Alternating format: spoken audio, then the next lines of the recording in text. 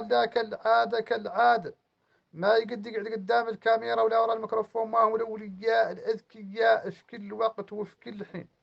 وطلع لكم بهذا طلع بالحسانية بالولي الصالح ومحرر فلسطين بثانية وحدة، ومقني الجارية ببلجيكا على مرشح الرئاسيات فخامة الرئيس محمد ولد الشيخ القزواني.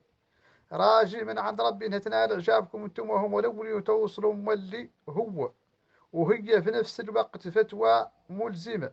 قلت اللي منا ما فسد وفسد وفسد اللامني فيش وجاهل وضبي عن حكم الرشيد المرشد. اللي منا ما فسد وفسد وفسد اللامني فيش وجاهل وضبي عن حكم الرشيد المرشد. إذا ينحال بينك وبين الإصلاح حكمك لا الفساد المؤبد. ونحن وذويب التلولات يعرف مقرش حتى ومتأكد أن الإصلاح وبنيان الدولة دون وأمرك بجيوش تتحشد، ولا قدامك يكون دفع الجزية والفساد والضباء بيهم تسلك عمرك والبلد، وتصبر لين يرفع مولانا هذا البلاء عنك وعن أمته ويبدد. كلمة الإصلاح أحذفها من قاموسك وأعطينا عهدك ووعد. الفضيلة الصعبة أعطيها للتيفاء يوفروها في كل بلد من العالم ولا تتردد. مصانعنا ومزارعنا لها عطشانة حتى ومباضيتنا وملي وعسك من تكرد.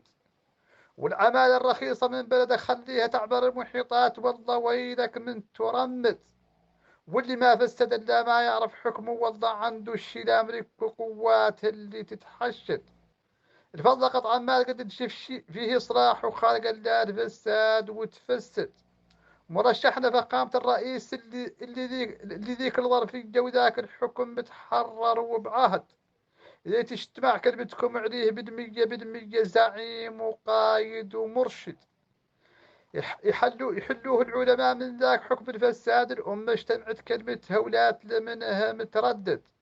وفاوض أمريكا للتحسين من دفع الجزية وحكم الفساد والأضبياء ومنها ابعد ابعد. متى يكون اللي عليكم ولا الزرقاء وجم من الصلاة والصوم والحج العبودية ومولاها ما يتعبد. وزرق حتى الفخامة الرئيس وارفع عنك ذا البلاء ولا تتردد تتردد تتردد. والسلام عليكم ورحمة الله وبركاته المجموعة.